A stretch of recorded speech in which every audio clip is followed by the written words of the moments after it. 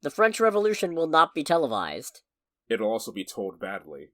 Well, wow, way to give the game away. That wasn't even where I was going with the joke. Where I was going with the joke was, actually, it will be when it comes to Apple TV Plus after its theatrical run. Oh, that too. That too, for sure. And now you've gone ahead and just told them off the bat what we think about Napoleon. I mean, we can cut it out at post. No, it's funnier if I leave it in. Okay, if you say so. Welcome to Under the Bridge, everybody. Welcome to Under the Bridge. Je suis Cody, aka the Scarlet Troll. And Je suis Greg, aka Greg. And, that's most of the French that I know. Yeah, same, honestly. Didn't you go to France? I did go to France. That doesn't mean I had to learn French. That's fair. I mean, I know that. I know merde. And I think that's it. Or at least that's all I can bring up right now. Let's see. There's Voulez-vous coucher avec moi ce soir. There's C'est la vie. There's Omelette du fromage. Omelette du fromage! How can I forget? Omelette du fromage. Just another example of us showing how old we are, by the way. Don't remind me. Why would you put that evil on me? I'm gonna go and grab this Coca-Cola out of this side fridge real quick. Oh my god. I'm a real professional podcaster, huh? Hell yeah. Oh dear, it's spilling over. Oh no. Oh no. Oh no. That's not good. Oh shit, are you okay? I'll be right back, actually. Alright. This plan has backfired on me tremendously. We're gonna keep recording, though. Will we get DMCA'd if I do the Jeopardy jingle? I mean, you do you. Do do do do do do do do do do do do. Do do do do do do do do do do do do do do do do do do do.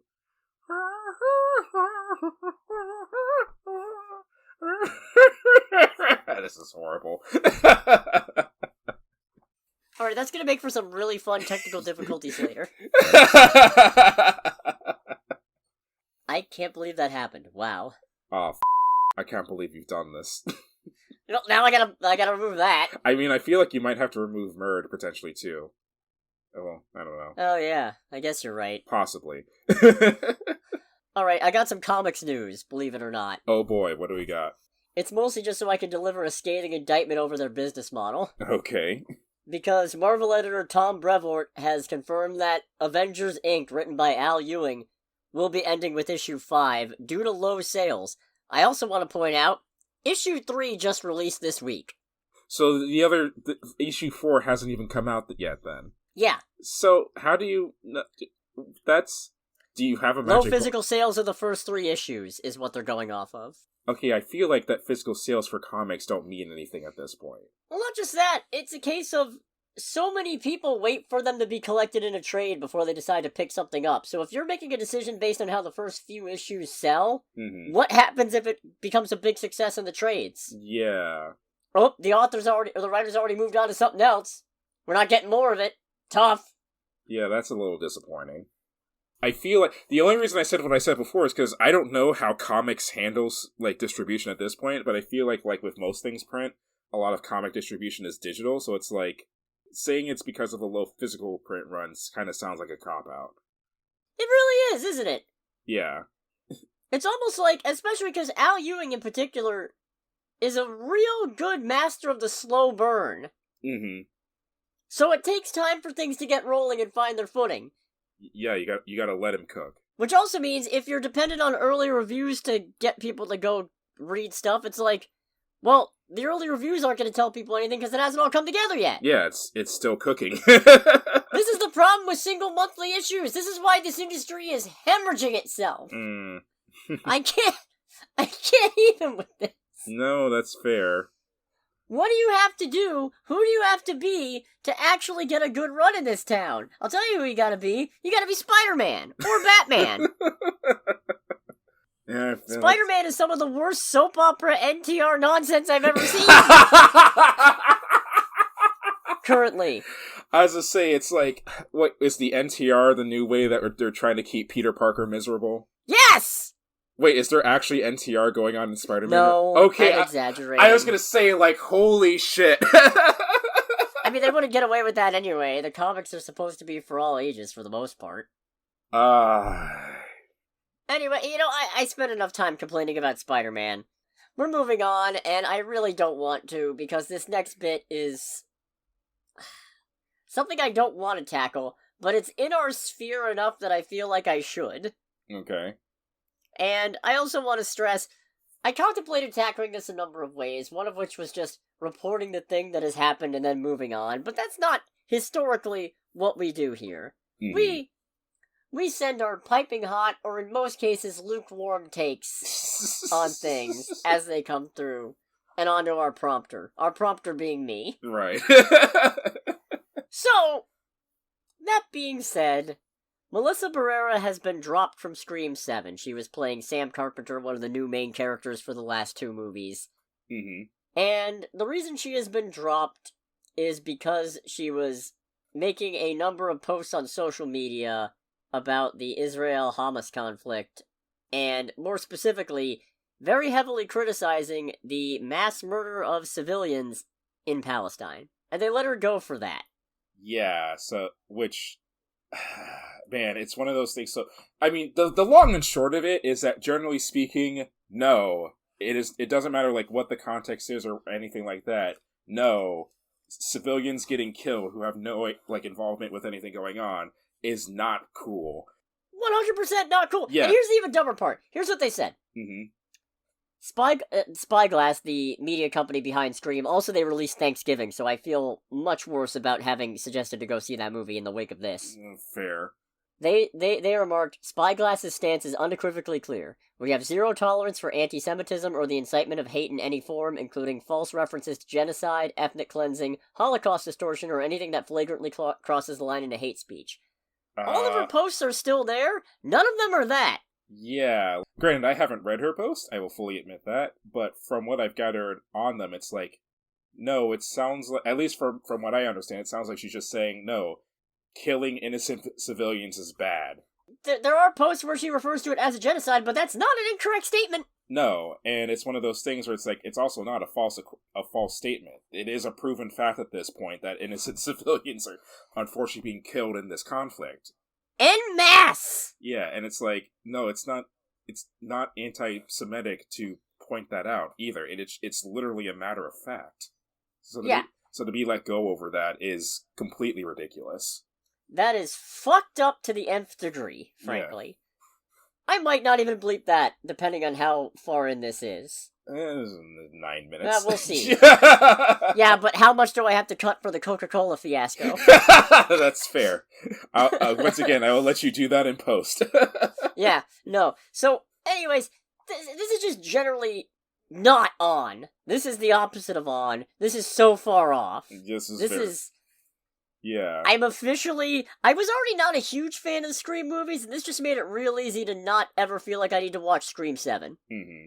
Especially because Jenna Ortega has also departed the project. Although, from what I remember, officially she says it's because the shooting of the Scream 7 is going to conflict with her shooting of Wednesday. Correct. That is the stated goal, and I don't mean to put on a tinfoil hat and go conspiracy theory, and actually this is what I think happens. But actually this is what I think happens.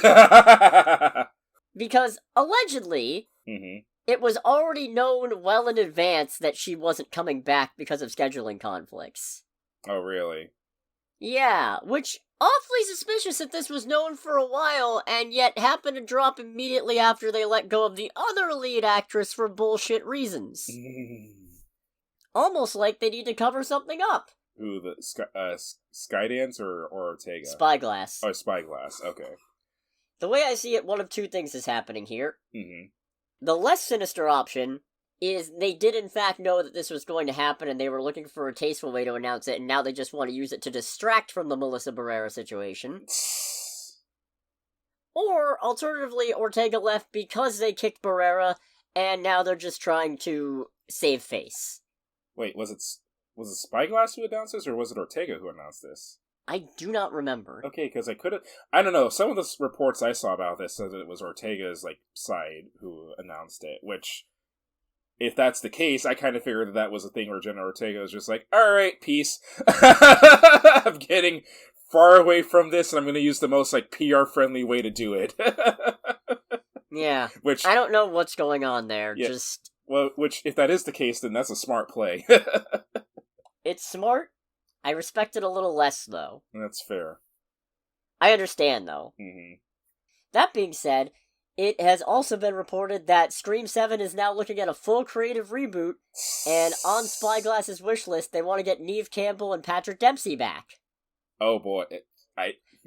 Well, I mean, Patrick Dempsey does have a connection through the Halloween movie and all that. Well, he was also in Scream 3. Okay, I never saw Scream 3.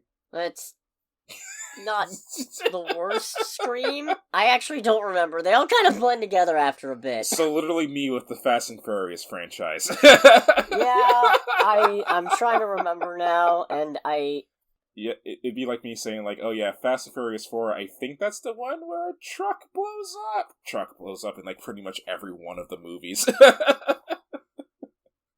I think Neve Campbell and Patrick Dempsey's character are married now in the Scream movies. Oh, is that right? I don't remember, though. Which would be a real easy way to get them both back, but I really hope they say no. I want to see Spyglass work around nobody coming back. What do you do then? James, how many, like, AI actors do we have? Oh, man.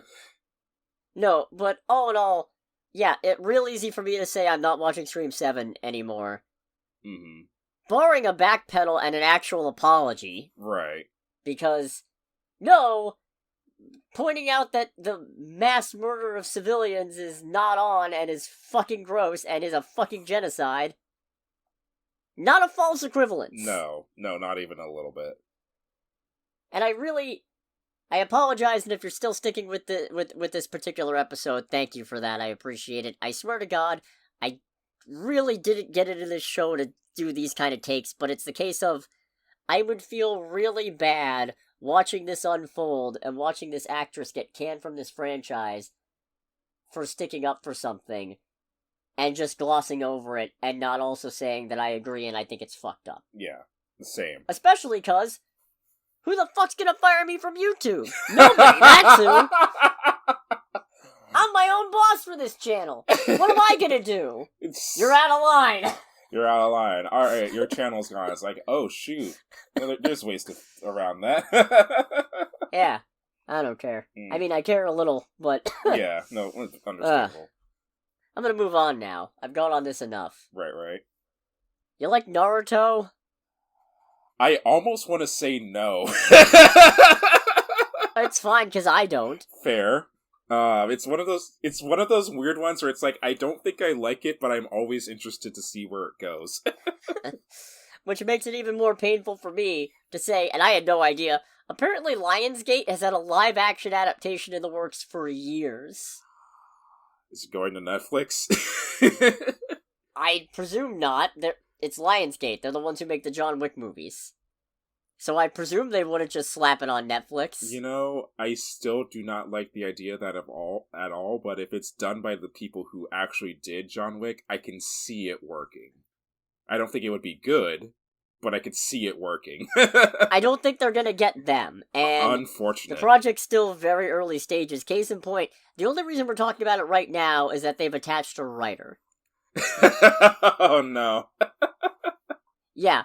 Her name's Tasha Huo, and she's also developed scripts for Red Sonja and an animated version of Tomb Raider. Okay. I didn't know that was a thing. Well, they're in the works. This news came to us from a variety list of writers to look for in 2020. Writers to watch for 2023 is how the list is put. Oh, that's neat, because 2023 is almost over, so we're watching them 1 month before 2023 is over. I assume it's based on stuff that they did within the year. Okay, fair. Case in point, Megan McDonnell's on here for the Marvels. Justin Kritzky's is on here for Challengers. Okay. Anyways, the point is live-action Naruto. I don't think it's possible to do an adequate live-action Naruto movie that is respectful of its time. And not just that, what do you even do? Do you do, like, the first arc? Do you go through the village hidden in the mist? Yeah, that's like, even if and then just stop? I mean, even if you do the first arc, if you want to do it, like, relative justice, that's still probably a 3-hour fucking movie. Frankly, you could probably make a full feature-length movie out of the Bell Test. Yeah. Oh god, what if they decide to make a movie out of one of the filler arcs? Oh, no! I could see that, actually. That actually filled me with more fear than you could possibly imagine. No, but the thing is that because a lot of the filler arcs aren't as I understand it, they're not completely intrinsic to what happens in Naruto, even though they're all canon. That would probably actually be a good thing to make a movie based on. And not like Mom, come pick me up, I'm scared. Yeah, and not like one of the main event things that happens in the series. Either way, just the idea of that does not sound enticing. Not in the slightest. Anyways, live-action Naruto. Dread it, run from it. Ninjutsu arrives all the same, I suppose. Yeah, pretty much. Let's go to Star Wars. Oh boy. Always a fun time. Hmm. Dave Filoni has been named Chief Creative Officer of Lucasfilm. Oh, is that right? Yeah. Okay. Which is interesting. I mean, he's done good stuff. I still have not finished Clone Wars or Rebels and haven't even started Ahsoka. And that's not because I don't like Clone Wars. It's just, what is it, 6 seasons of television? Technically 7 if you include the Bad Batch. That's a lot. Yeah, that is a lot. I haven't even caught up with all of Agents of S.H.I.E.L.D. yet. Oh, Jesus Christ, that's right, he did do that. No, I just mean, that's a long-running series that I actually liked. Fair. Oh. And I'm still not caught up with it. Oh, wait. He had nothing to do with that. Wait, hello. Apparently, so Bad Batch actually just recently got confirmed for a 3rd and final season. And oh dear. There's 10 seasons altogether. Oh. And that's not even counting Rebels, is it? No, it's not. Oh no. Yeah. I mean, in fairness, I kind of cheated because I spent like the better part of a couple years watching a lot of random clips of the Clone Wars, so I kind of know what happened overall. And then I also watched the last season all the way through, so that's one way to experience it. Okay. It's not a good way, but it is a way. It is not the way, but it is a way. Ah! And I feel like that's an appropriate joke considering this man was also in charge of The Mandalorian. He directed some episodes, I think. I don't know if he was in charge of it. Oh, fair. I don't think he was in charge of it. Fair enough. Also, I did not realize that this dude is pretty much always seen with a cowboy hat. Yeah, neither did I. Still, good for him. He seems like a good pick. A guy who's genuinely into Star Wars. Oh, yeah. And I can't wait to watch the fan base proceed to blame every misstep he makes on Kathleen Kennedy anyway. Yeah. As is tradition. Yes. There's 3 things that are confirmed in life. Death, taxes, and Star Wars nerds blaming the wrong people. Including us. Including us. Let's be and real. I barely qualify. I have seen all 11 movies, and I like maybe 4 of them. I like more than 4 of them, but I also... You know what, maybe 5? Let's see. I like 4, I like 5, I like 3, I like 7, and I like Rogue One and Solo. Okay, that's 6. So, I need to rewatch the original trilogy, but I remember liking 1, 3, Solo, Rogue One, 7, and 9. And the only reason, and I know I've talked about it before on this show, but the only reason I liked 9 was just because it crushed my hopes and dreams in the first 30 seconds. I guess to be fair, I don't dislike The Last Jedi, I just hate that 9 dropped the ball on running with it. Which is amazing, considering it's like, alright, the ball's already kind of low, but holy hell. 8 had potentially one of my favorite moments in all of Star Wars, and I feel so fucking stupid. The Rey's parents are nobody twist. I was talking that shit up. Oh, because it's great. I was like, that's how you do a Darth Vader twist for this meta-ass generation. You take one of the biggest driving questions of this new trilogy, and not only do you not give an answer, you say that the question itself fundamentally does not matter. And in this fandom culture obsessed with connecting dots and doing breakdowns and knowing every little thing about what happens before it happens, that's fucking brilliant. And then episode 9 comes around and is like, fuck it, she's a Palpatine! Which raises the ever-burning question of who the fuck had sex with Palpatine? I think his son was a clone or something. I don't fucking remember. Okay. The path to the dark... How did you survive? The path to the dark side is full of abilities that... No! Actually, fucking how? Yeah. Give me a chart! I need a Venn diagram. Give me, once again, the scene from Always Sunny, where it's just like, oh, how fine if you care. It's like a similar thing that I guess how the Fates franchise works. It's just how did Palpatine survive? Alright, strap in for this next bit. Oh boy. Yeah. I'm trying to figure out how to filter this down. That's encouraging. Isn't it just? I'm trying to figure out how to pull the highlights out of this. Okay. The long and short of it is, a filmmaker named Erik Rinsch was working on a sci-fi series. No. Sorry. That would be simple. That would be a lot more... That would be goddamn simple. It'd be terrible. It would be terrible. It would be awful, but it'd be a lot more simple than whatever we're about to get into. I wouldn't be laughing nearly as much. He was working on a sci-fi show that Netflix had acquired. And, so... let me jump down to the part that is actually really fucking crazy. Are there cliff notes? Not really. This is reported on by the New York Times, by the way. Oh boy. Yeah. So, in March 2020, as of March 2020, Netflix had already spent $44.3 million on his series, which they had named Conquest. Okay. By that point, Rinsch had already missed several production milestones and was toggling between 2 versions of the script, a shorter one that matched the 13-episode plan, and one twice as long that would have required greenlighting a second season. In March of 2020, he then asked for more money. It's like, look, I know I haven't turned in my work on time, and I know I've, missed this date for extra credit, but can I get, another pushback on my due date? And also some more money? And then they sent him $11 million. Oh my god. Because he claimed the whole production risked collapsing without an immediate cash injection, per the New York Times article. He then proceeded to take $10.5 million of that $11 million. And invest in the stock market. He did! Wait, come on! God damn it! I love it! But it actually happened! Did he really invest in the stock market? He transferred it to his own personal brokerage account and placed a bunch of bets. No! And lost $5.9 million in a few weeks. Jesus Christ! I'm so fucking good! You are! Oh, Jesus, that's horrible. I can't believe that! That's genuinely bad. Oh, and it gets even weirder. Oh, does it now? Yeah. Jesus. You alright? No. Okay. On March 18, 2021, Mr. Rinsch was informed by email that Netflix had decided to stop funding Conquest. He was free to shop it elsewhere, but any acquirer would have to reimburse Netflix for what it had spent. He then accused Netflix of breaching his contract. No? Despite the fact that apparently it gets worse. This whole stock thing gets worse. Okay.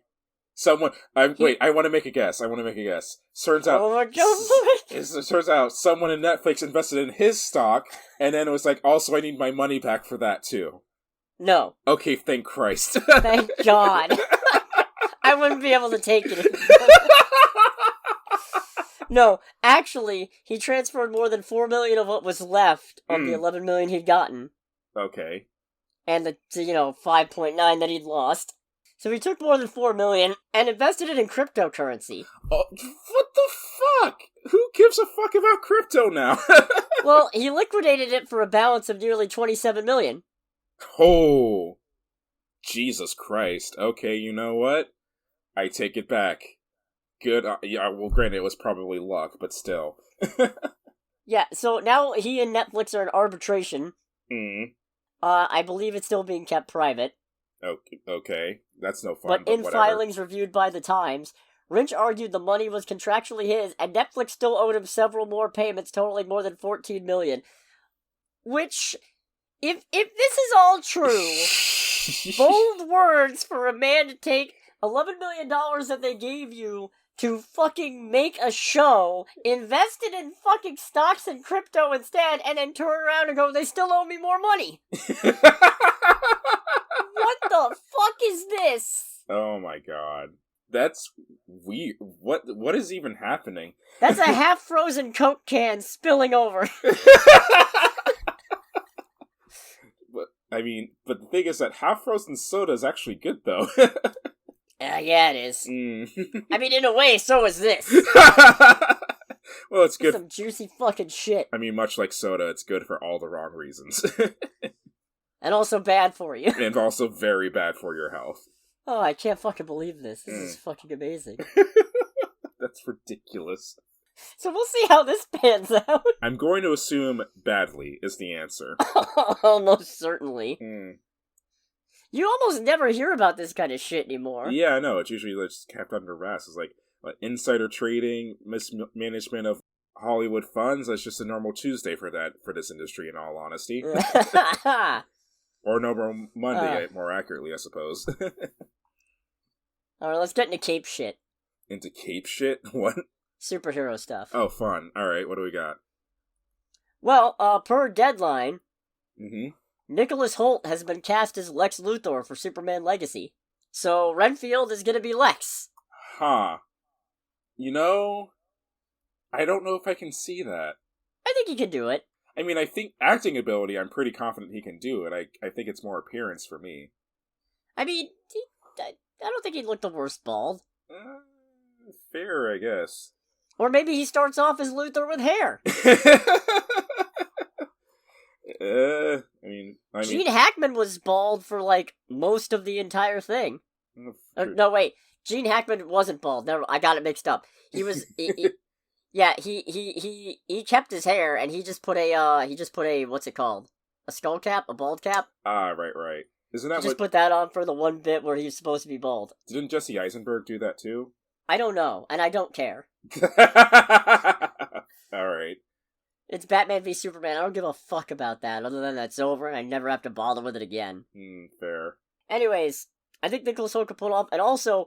That's extra funny because he was also apparently in the running to play Superman. Huh. Which I could also see, but... Yeah, I can see if that's not just the most Lex Luthor thing in the world, I couldn't be Superman, so I'll be Lex Luthor. Yeah, you know what? That's fair. You know what? With that as well, even though I don't necessarily want to promote the whole thing of AI art... I did kind of look it up a little bit, and there are some actually pretty convincing AI art depictions of Lex Luthor, or as Nicholas Hoult and Lex Luthor, and it's like, alright, if it's to that degree, I can see it being at least a little convincing. Oh, little funny anecdote while I'm thinking about Gene Hackman. Apparently, the real point of friction was he had to shave his mustache for Superman the movie, and he was very reluctant to. And then director Richard Donner told him, okay, I'll shave my mustache if you shave yours. We'll do it in solidarity. Oh! So, Gene Hackman went ahead and did it. And then Richard Donner comes onto the set and pulls off his fake mustache. Apparently he tricked him with a fake mustache. That's evil. That's fucking brilliant. I mean, it's brilliant, but it's also kind of evil. I'm looking forward to Superman Legacy. We also have a Jimmy Olsen. Oh, really? Who's playing Jimmy? Skylar Gisondo? He's Jared in Booksmart. Oh, okay.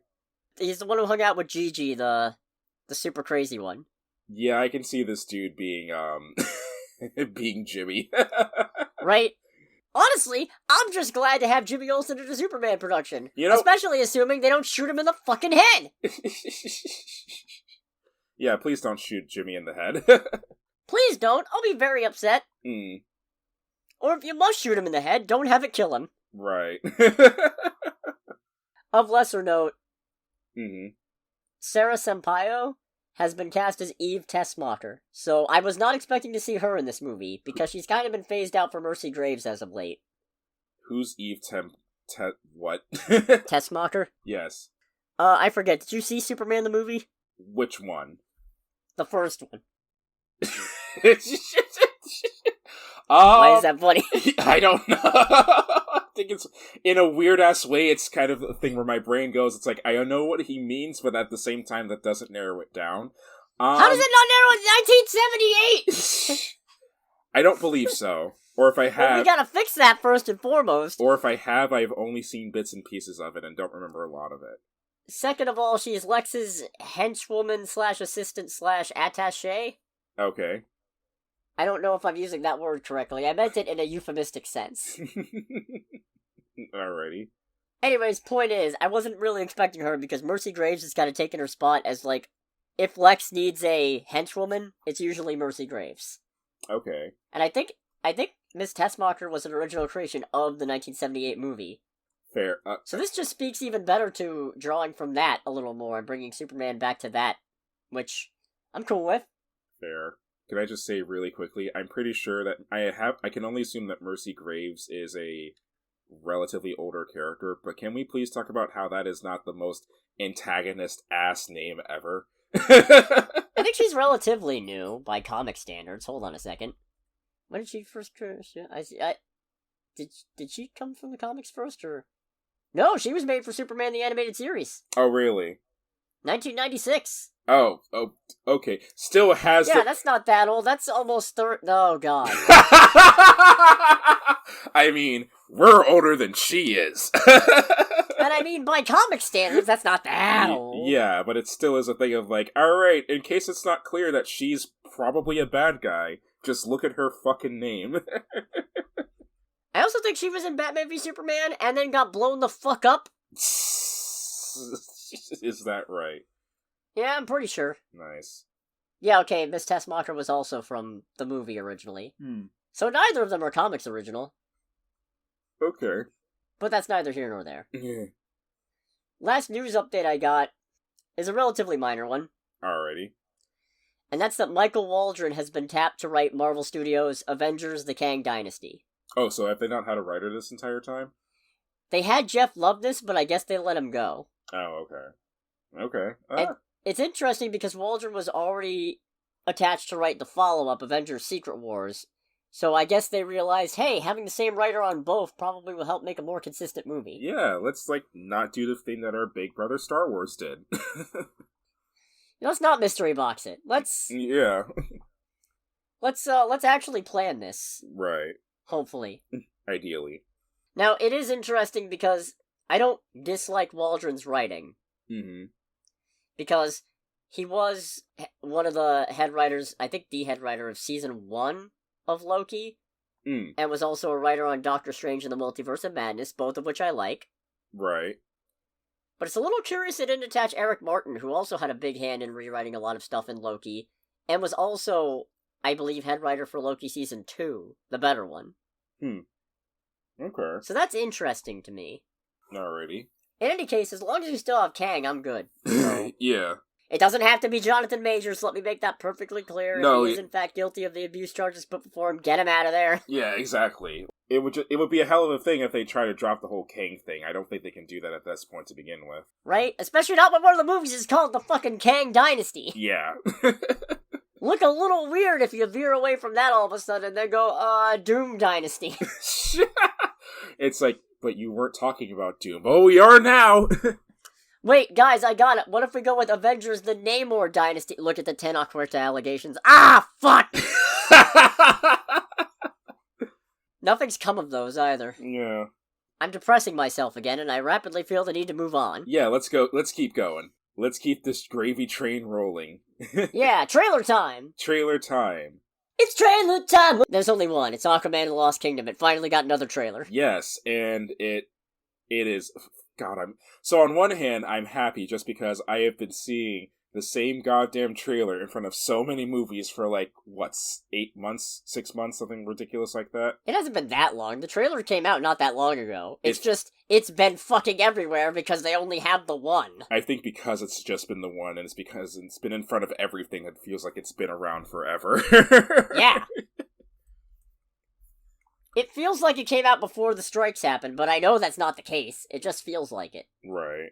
What do you mean 2 months ago?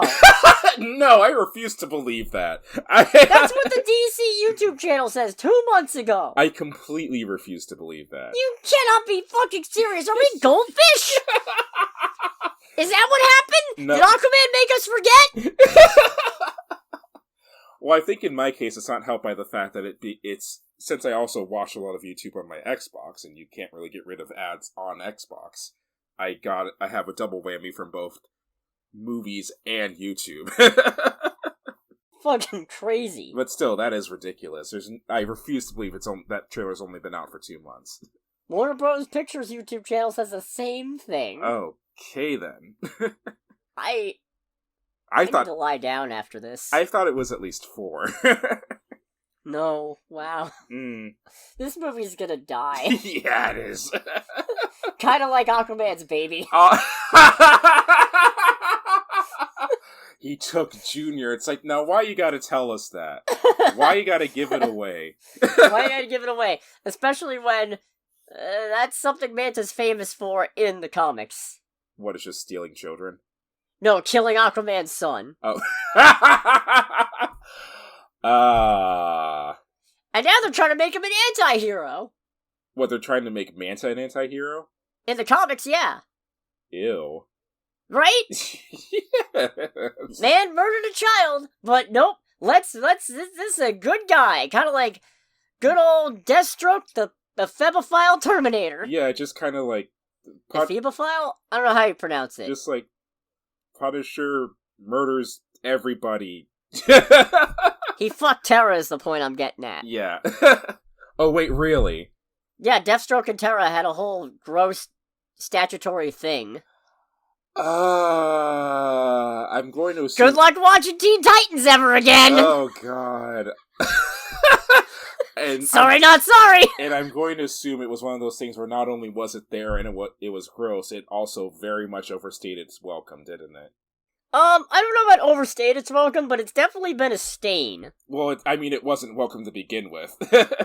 Especially because it feels like a lot of the writers try to make Terra the bad guy in all of this. Like, oh, she willingly sold all the Titans out and was just a rotten asshole. It's like, yeah, but Slade slept with a minor. That's not fucking... Yeah. I'm not saying that's, like... It's in not... supervillain terms, I'm not saying that that's worse. But it's not in cool. real world terms, that's much worse. That is significantly worse by the powers of reality. Yeah. Uh, Watch Slade have a laminated copy of the Romeo and Juliet laws in his wallet, like that one guy in Transformers 4. What is that? God almighty. Okay. Anyways, Aquaman. I like how most of what I've done is veered off into a general DC rant. Instead of talking about this Aquaman movie I don't give a fuck about. It does the usual thing of like, oh shit, we haven't had a trailer in forever. We haven't talked this one movie for hours. Like, make a new trailer, get people interested, but we're gonna give a lot away. Do it! Overcompensate! It's like, do it, I'm right here! Come on, give me away now! Also, I don't know who the bad guy who's cashing Manta's checks is, but damn if he isn't the most World of Warcraft looking motherfucker I've ever seen. Right. This guy's a fucking raid boss. Set me free. Alright, Lich King, you got it. Yeah, honestly, as soon as he showed up, I was just like, oh crap, they're doing this, they're gonna do what I think they're about to do, aren't they? Just like, hey, it's like, we need people interested, so what we're gonna do, not give them a fucking reason to actually see this shit. Alright, boys, we PS3 again now. PS3 has no games. You guys like Diablo? I don't actually know what happens in Diablo. I'm just assuming this guy would fit right in. I feel like, even though it's probably not the correct thing, but I feel like the how do you do fellow kids line just kind of fits in somewhere. Maybe. I like the bit with Aquaman talking with his kid. Oh, that was really cute, actually. That was really cute. That baby's dead. You know, it didn't occur to me afterwards, but then it's like, you know what? That was really cute and sweet and all that, but god damn if that's not one of the most aggressive death flags I've ever seen in my life. That baby's got a onesie made entirely out of death flags. Yeah, for real. Or maybe I'm wrong. With all the reshoots this movie's gone through, it wouldn't surprise me in one bit if there's at least one cut where the baby dies, and then everybody got really upset, and they were like, nothing controversial, get rid of it! And I was like, no, you can't do that. It's like, just try and fucking stop me.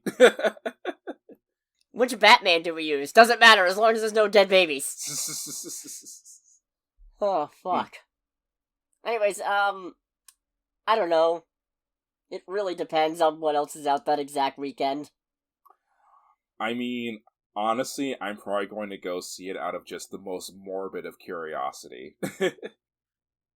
See, I kind of want to do that, but I'm also deathly afraid of it somehow actually making money. I feel like it's going to, regardless of what we do. Well, see, that's the thing, because, like, most of the DC... Well, a lot of comic movies this year haven't. Oh, you know what? That's true. And This isn't just a DC problem anymore. Yeah, like, no. Marvel's been hit. Frankly, the best comic book... The main one doing good is Guardians 3. Huh. And Ant-Man doing well enough to make back its budget. Right. But still less than either of the two preceding ones. Otherwise, the Marvels isn't looking good. The Flash bombed. Blue Beetle bombed. Shazam! Fury of the Gods ain't doing great. It's not a good year all around for them. Fair. So I'm definitely afraid that somehow this will make $1 billion, and then all of a sudden James Gunn's gonna keep Aquaman as Momoa as Aquaman. I don't know. I could see them still keeping Momoa as Aquaman regardless. No, make him Lobo. Lobo would be more fun. I'm telling you, man, just recast the whole Justice League. You can't redo Batman and Superman and then keep Wonder Woman, the fastest criminal alive, and Aqua Broa. Fair. I should have come up with something snippy for Gal Gadot, too, because I'm also sick of seeing her, but... As Wonder Woman, I should specify. I mean, I don't know, God almighty, it's not related to this at all, but you just reminded me of a god-awful, quip that was made during the Formula 1 race this past weekend. Oh, no. So, to the surprise of major tangent, to the surprise of absolutely no one, Max Verstappen won the Abu Dhabi Grand Prix, and the commentator because Max Verstappen has the man literally has won all but 3 races this year. Wow. Yeah. And then at the very end of the race, and it's like, and once he proves there is no Verstappen, Max Verstappen. And I'm just like, ah! Oh, I like that. I actually like that a lot. That actually hurt me, bro. Ain't no Verstappen this ride. And there's also going to be a significant spike after that, so I apologize in advance. Nah, it's fine. Let's talk box office. Alright, let's talk box office. We did not see the highest grossing movie this weekend. Oh boy. Because it's still The Hunger Games. Really? Yeah. Okay. But that's not great for everything else on this list. $29 million domestic weekend. And this is 3-day when I say weekend. I'm not counting the long weekend because none of my sources are. Right. So $29 million domestic weekend, $98.6 million domestic total, $197.4 million worldwide against a $100 million budget. Okay. So that's probably turning a profit. Yeah, it's absolutely probably going to start making a profit if it hasn't already. Second place is Napoleon, the movie we actually saw. Okay. $20.6 million domestic weekend, $32.7 million domestic total, $79 million worldwide total, against a $200 million production budget. What can I say? Historical figure biopic fatigue, I suppose. Yeah, I mean, there's a good bit working against this movie, but we'll get into that. Yeah, the joke I'm making is that nobody seems to be framing it as an abysmal failure. Yeah, Wait, seriously? No, it's pretty neutral. Okay. The reporting on it's pretty neutral. Okay, sure. Yeah, right? Interesting, that. Don't get me wrong, I understand the appeal in seeing the giant bleed, but, like, come on, guys. Yeah. Third place was Wish. Okay. $19.6 million domestic weekend, $31.6 million domestic total, and $48.9 million worldwide, against a $200 million budget as well. Oh, okay. Yeah, that's not good. Great. No, it is not. Not in the slightest. It is. I still haven't seen it because the only reason I wanted to see it was Chris Pine as the villain. Right. And I've had too much other stuff going on. Understandable. Fourth place was Trolls Band Together. $17.8 million domestic weekend, $64.7 million domestic total, and $146.1 million worldwide, against a $95 million budget. So odds are, it is probably going to get past its production or marketing budget, but even if it doesn't, it's not going to be that far off, so we're not looking at too big of a loss. Right. And the marketing budget could be smaller than production budget, so who knows. Right. And in fifth place, to my surprise, it's Thanksgiving. $7 million domestic weekend. I forgot to look up its domestic total. Apparently it's at $28.9 million worldwide. Let me double check that real quick. I got a wire cross somewhere. I was gonna say, granted, I know it's probably not the most, overarchingly... $24 million domestic total.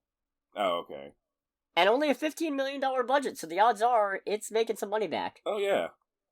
Alrighty. I would have felt way better about that last week. Yeah.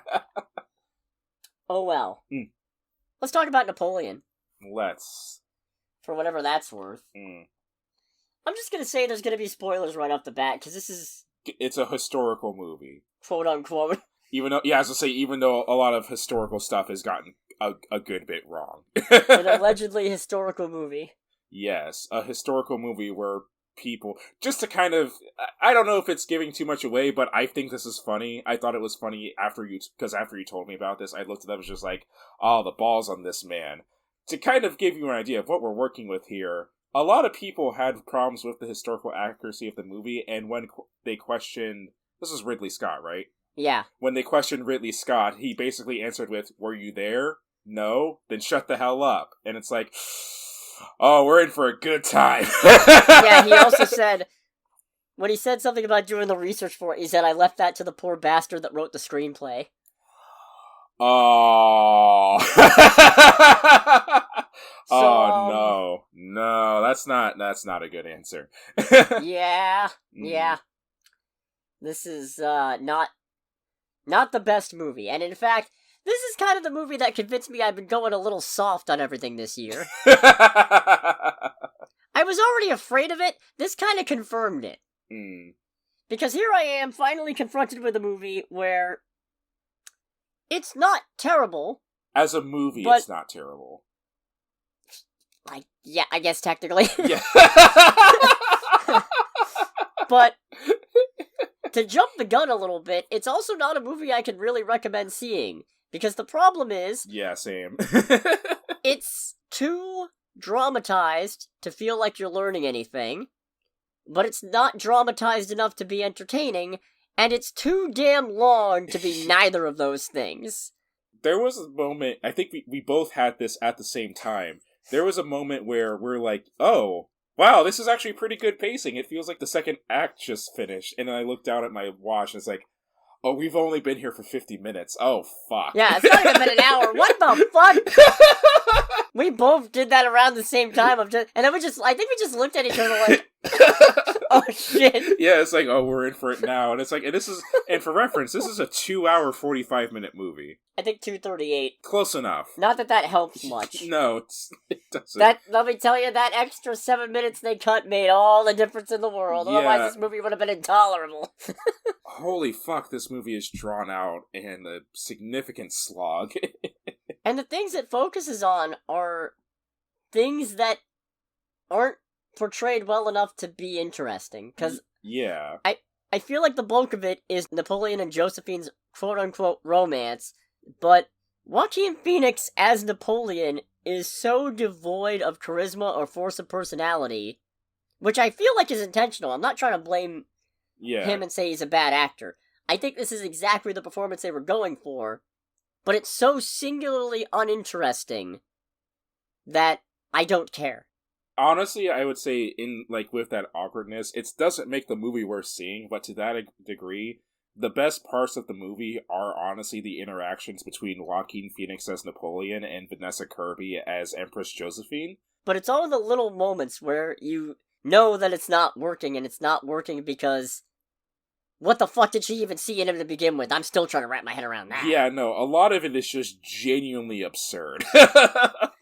The best parts are just the little awkward moments of him trying to be quote-unquote romantic and being fucking bad at it. Yeah. And just laughing awkwardly at it. But they're too short and there aren't enough of them to make this movie worth being 2 hours, 40 minutes long. Yeah, no. Oh god. It's like... Man, I feel like there's no really place to, put this with any kind of good context, so I'm just gonna go out and say it. This movie might actually be contender for the weirdest / worst / most horrifically awkward sex scenes I've ever seen in a movie. It's one of those things where it's like, I don't seek movies out for this kind of stuff, but man, is it hard to, just kind of erase that from the brain after a little bit. No, and that part... that's the best part of the movie, just because, that's the point where it feels like the movie has a point.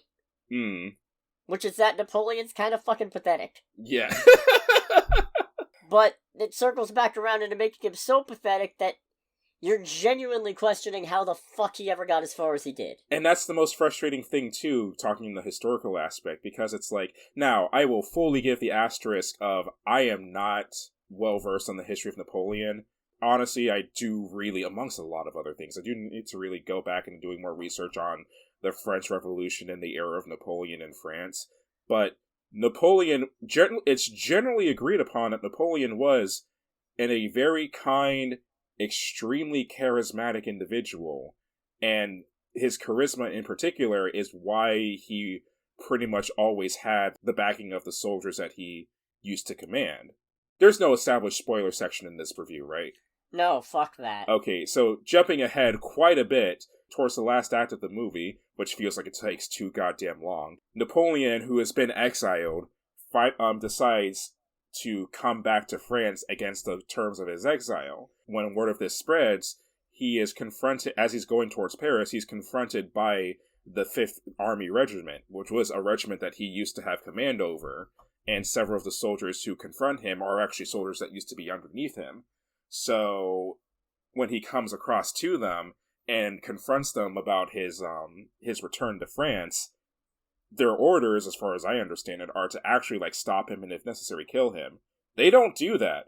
In both the movie and in real life, they actually just go along with them. Apparently, the reality of it is even more badass, because not only did he, say, if you want to kill me, I'm right here, he apparently ripped off his shirt, too, just so they had a clear shot at his heart and the rest of his body. Wow. And, yeah, and so it's that's pretty badass. But the thing is that, with the movie, the people who are allies of Napoleon are automatically, drawn to him. But the movie does not do enough to give the audience a reason to believe that. Because he's just an awkward little shit the entire time. So it's you just see all these soldiers being yeah, Napoleon, the Emperor's back. I'm why do you like him? It doesn't help that we never see any of his politics when he's emperor. Yeah. You don't see him making any decisions that would endear him or ingratiate him to the people. Yeah. And also with that, as far as I understand as well, he was generally very liked by the general populace of France. So it's okay, so show some of that. This dude is genuinely interesting in a lot of different ways. From what I understand, he also created the Bank of France during his reign, too. Huh. I don't know, I think going into this, I already kind of prepared myself, because it's alright, we're talking about Napoleon Bonaparte. This dude's life is so crazy and full of so much nuttiness that there's no fucking way you're gonna do a good job of fitting it into any reasonably, time length movie. Even if it's 3 hours, there's no way you can fit all of the interesting things and all the craziness that happened in his life into a good-sized movie. But instead, what they decided to do was make a 3-hour movie and just skirt around a lot of the things that are interesting and leave you with this awkward little shit. And you're just sitting there going, it's like, why do you people like this? Not helped by the ridiculous whiplash in the relationship that's portrayed between him and Josephine. I just had a thought. Mm-hmm. Is this just chronological? Is this just if you took Napoleon Dynamite and put him back in France and had him be Napoleon Bonaparte? I can see that. I don't want to think about this. I need to do a quick pause. I hear a banging noise in the house, and I need to go see what that's about. Yeah, alright. Okay, yeah, sorry about that. We can continue. Oh, good. So... Oh god, what were we talking about? I already forgot. Much like most of the movie. Much like the majority of this movie. When he came back from exile, there are two things that are sticking in my head, and neither of them have anything to do with Napoleon. Okay. One of which is when the guy shouting "Long live the Emperor," all I could think was "Long live Cusco!" And the other one was Napoleon coming back from his banishment just gives Major Invader Zim vibes of, you weren't on assignment, you were banished. Yeah, but I quit that. You quit being banished. Oh god, what else is there to talk about here? I mean, I'm biased in saying this, but a lot of the actual, military battle scenes are genuinely pretty cool. Oh no, they're interesting for sure. Yeah. Those parts are good, except for the one at Waterloo, which, for being the, ultimate downfall of Napoleon and being the climactic end to his reign as some sort of military genius, even though Russia already dented that, it's too fucking long, like many other things. Yes, I will give you that. And I have a really hard time telling the armies apart. Yeah, no, that's fair. Because, the way those scenes are shot, it's very dark. There's a lot of blue, just overall. So there was a certain point where, for me personally, I'm just like, alright, the only way I can tell these armies apart is if I see what their flags are. And that's about it. And sometimes that can be kind of hard to see. I know the Brits are the ones gathered up in the square shooting at cavalry, but before that part, and once it kind of breaks apart after that, it's like, oh god. Right. Let's see. I was really expecting that, and this is probably on me, but since the film was already taking a lot of historical liberties, I was half expecting it to turn out he was the reason why they couldn't have a kid. Especially because she already has kids. Yeah, What happened to them? Menopause? I don't know. No, not what happened to her being able to have kids. I mean, what happened to the kids she already had? Oh, yeah, no, that's, They just fucking disappear. It might be one of those things where since they weren't, directly his children, they probably couldn't be considered royalty. If I had to guess, that might be what it is. But even still, the fact of the matter is, no, it's been established you have children. And we see both of her children at pretty much the very beginning of the movie, and then we see one of her children at the very end. Oh, yeah! Yeah, it's when the daughter! Yeah, and then when she shows up, I'm like, where the fuck have you been the whole time? I was trying to remember who she was, and then I went, oh, right! Yeah. That was the thing that got me wondering what happened to Josephine's kids in the first place. I was like, oh, right, you were earlier in the movie. Where have you been? The fuck happened to you? Right. I want to see a movie about that. It might actually be a little more interesting. You know what? Honestly, granted, this is another thing that I don't know a lot about, but it literally just popped in my head, and I say I don't know a lot about it because the last time I talked about this in any capacity was literally social studies in high school. Oh dear. It would have been really cool if there was even a small caveat about the Louisiana Purchase. Because that did happen during his reign as emperor. Oh, alright. And I believe he directly talked to the United States during that too. So it's that would have been a cool thing to get into. Would have been something to bring in, I guess, more of an American audience as well, but Everybody else in this movie just blends together. Everybody else in this movie is just the same flavor of smug, backstabbing asshole, which is probably a point. Yes. But it's not fun to watch. Although, what's fun is that one of the best lines in the movie comes from that, because it's during the whole bit where I guess Napoleon is trying to usurp the current French Congress, and they're going to like people's houses, being like, "I need you to sign this letter of resignation," and then he sends his men to like one dude's house, and he's like, "I will not. I am having my breakfast. You will not take me from my breakfast." And they literally drag the dude out. His wife is crying, and then the last soldier just quickly walks by, going, "Enjoy your breakfast." Enjoy your breakfast. And then fucks off. It's like, all right, that's actually pretty funny. I did write that line down. I was like, all right, that's pretty good. Did you have a problem reading the opening font? Not completely, no. Okay, because I did, and I wonder if maybe that was just a my eyes suck problem. I mean, no, I was able to more or less, I couldn't recite it to you right now to save my life, but I do remember being able to read it. It's like, alright, that's a good way to get things started. The fuck did I write down? Oh, that was when he and Josephine were arguing about not being able to have kids. I wrote down, "Destiny has brought me this lamb chop."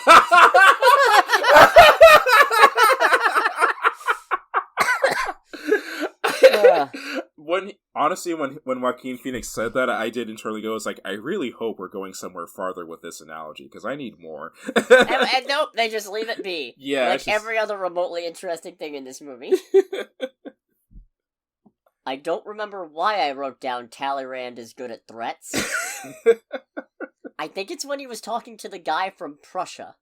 Oh, yeah. I don't remember what was said, though. Fuck! Even the parts of this movie that impressed me, I can't remember. I mean, yeah, there's not a lot to remember in this movie, it has to be said. It's over Alexanderkin. I have the high ground. Was that during the whole ice battle? I assume. Yeah. Which is genuinely good. It's a genuinely well-shot, suspenseful, interesting fight. Even though, if you see in the trailer, you already know where it's going. Yeah, like, it just really shows how brutal it could be, though. Yeah. At a certain point, like, when that was all going on, it's like, oh, because, again, fond of military history and all that, it's like, oh, they're doing the thing where the French camp is just, like, on the lake, and they're gonna make the enemy think that they're invading a camp full of soldiers, but it's actually, oh no, there's actually so these guys are just, like, they are literally there to die. That is their whole purpose. Okay, then.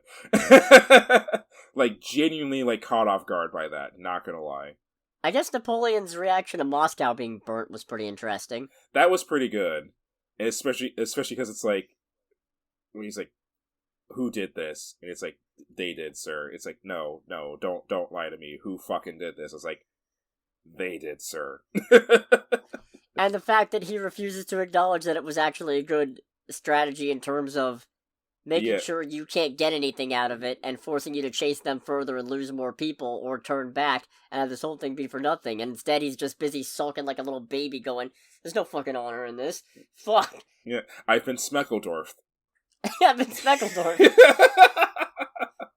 Who would have thought my strategy of having more cannons and wheeling cannons and knowing where to point cannons would ever come to fail me? It's like, this is not fair. Somebody's using hacks. Somebody's got cheat codes. Unplug your router. Someone owes me artillery royalties. I will say I have to kind of it's interesting how much of this movie is just completely insane and bombastic and all that, and yet they give probably one of the most unceremonious character deaths I've ever seen. Yeah. Because it's like, at the very end, he's like hearing the voices of Josephine saying, it's like, please come and join me. And then falls over dead. And it literally falls out of his chair dead. You don't even hear a thud or anything. He just falls out of his chair, and then the movie promptly ends. Yeah, that's it. Yeah, or it at least promptly ends before giving a death toll of like all the people that were killed either directly by him or indirectly by him or what have you. I thought it was just all the people who died under his command. Or I think I could be wrong though. It might have been people who died under his command. The movie very much emphasized how during, I don't remember if it was Waterloo or during the Russian invasion, how he lost 500,000 men in just a single day. Jesus. Yeah. Yeah, they really didn't cover that, did they? No, they did not. Or at That's least, crazy. Yeah. It's literally the reason why he was sent to his first exile, too. And then he decided that wasn't good enough and busted out and got exiled somewhere worse. Yeah. Could have just stayed on Elba. But no. Which I suppose is part of the point. Yeah, pretty much. a lot of these decisions do make sense if you come at it from the perspective of trying to highlight that Napoleon was actually kind of a pathetic asshole. But it's also not very interesting to watch. Right. And if you're already fucking deviating for the sake of making a more interesting movie, you might as well make a more interesting movie. Yeah, it's like if you're gonna deviate, do a good job of it. Yeah. At least make it worth it. Especially if your movie's 2 hours and 40 minutes long or whatever the fuck. I don't know, the more Ridley Scott opens his mouth, the less I like his work. Fair. This is the same guy who's like, The Last Duel isn't doing well in theaters because fucking millennials won't get off their cell phones or whatever. It's like, I mean... You're not wrong, but your context is wrong. Maybe it's also because it released in 2021, aka the theater industry's still not doing great as a result of a worldwide pandemic, and also you released kind of a fucking downer rape drama film. During the downer that was the pandemic, or is the pandemic. Yeah, I mean, it was September 2021, so, you know... But still. Well, October for United States, but, like, 2021 was... Everything was still hurting then. Everything was still on fire. That was back when Shang-Chi and Eternals were doing 400 mil, and that was considered decent. Yeah, everything was still on fire. Like Moscow in 1821. Oh, got him. I'm already running out of shit to say. Yeah, as I say, I was gonna ask if you had anything else. Nah, that's it. Just, it's not worth it. It's really not worth it. There's a few interesting moments and a few entertaining moments, but you can just look those up afterward. Right. Or you can watch it on Apple TV Plus since it's an Apple original film. Yeah. And just fast forward past all the boring parts, aka, like, I don't know, 85% of the movie? Yeah. Yeah. Alright, it's good to be back, you know that? You wanted me back, so I'm back. It's good to be back to not lobbing softballs at these things going, nah, this one kind of sucked, actually. I was worried. I was genuinely worried I was losing my touch. Right. Next week, we got Godzilla -1 and Silent Night, and I think some other things are out as well, but those are the two that I'm probably seeing. I'm gonna have to figure out which one of those two I'm going to see. Unfortunate. Yes. In any case, thanks so much for listening, everybody. Make sure to like, comment, subscribe, follow us on Google, Spotify, TikTok, Twitter. I also finally started uploading things to Amazon. Mm-hmm. So that's neat. It's also there. Oh, hey, there we go. Yeah. If you like this, make sure to share it around. We got a few more subs. We're actually up to 79. Woo woo. Yeah, so I'm feeling good. Yeah, hell yeah. Hopefully we don't lose any after I had to go land-based Spyglass Media. I say, if this is your first podcast, thank you for staying with us. Yeah. In any case, this has been Under the Bridge with Cody, aka the Scarlet Troll. And with Greg, aka Greg. And we'll catch you guys next week. Goodbye, everybody. Bye!